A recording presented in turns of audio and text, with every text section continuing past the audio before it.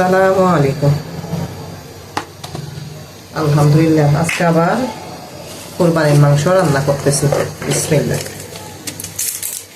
এখন বাচ্চাদের স্কুল খোলা, আর সকালেও রান্নাটা হয় না, স্কুলে যাওয়া দৌড়াদৌড়ি। বিকেলবেলা এসে অনেক ক্লান্ত। সারাদিনই মাংসগুলা কি বের করে রাখলাম। বিসমিল্লাহ। এখন রাতের বেলা এসে রান্নাটা করতেছি। আসলে এখন যে অবস্থা চলতেছে, বিসমিল্লাহ, 500 টাকা দিলেও বাজার খোলাই না। 1000 টাকা দিলেও কি বাজারে ভালো মন্দ কিছু আনা যায় না।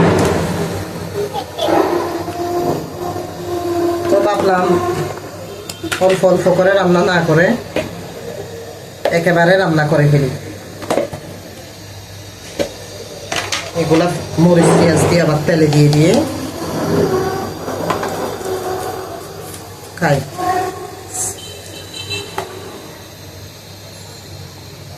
ঘন ঘন অল্প অল্প রান্না করা এটাও কষ্ট। মাংস ফ্রিজ থেকে বের করা, ভিজার দিয়ে রাখা।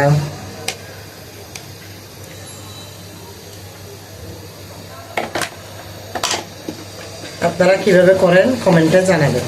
আমি এইভাবে একসাথে রান্না করে ফেলি, তারপর তেলে দিয়ে দিয়ে খাই।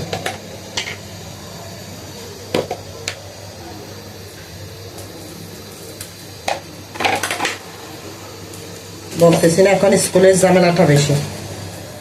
এই মাসে সব বাচ্চাদের অর্ধবার্ষিক পরীক্ষা।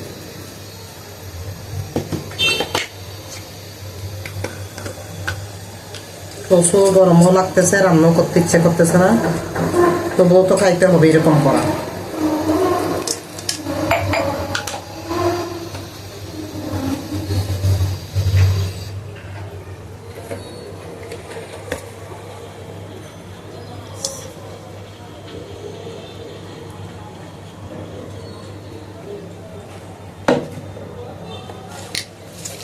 আসলে জীবনটা হচ্ছে যতক্ষণ আছে ততক্ষণ রান্না বান্না, মহিলাদের রান্না বান্না করে করে জীবনটা শেষ করতে হবে। আর পুরুষের বাইরে ইনকাম, কষ্ট।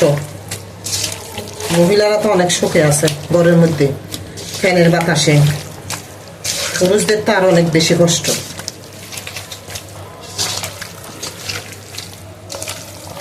আরো কষ্ট কম না মহিলাদেরও? বাচ্চা লালন পালন করা, পড়ালেখা করা, রান্না বান্না করে 3-4 বেলা খাওয়ানো, নাস্তা ভাত, আরো কষ্ট কম না?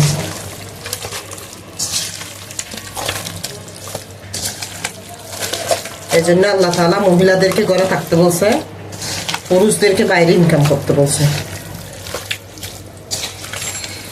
টাকা ইনকাম করা অনেক কষ্ট, এটা মহিলারা পারবে না।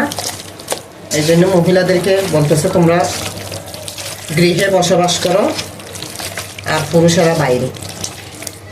কত সুন্দর আল্লাহ তাআলার সিস্টেম, যারা মানে না ওদের কষ্ট হয়। আল্লাহ হাফেজ।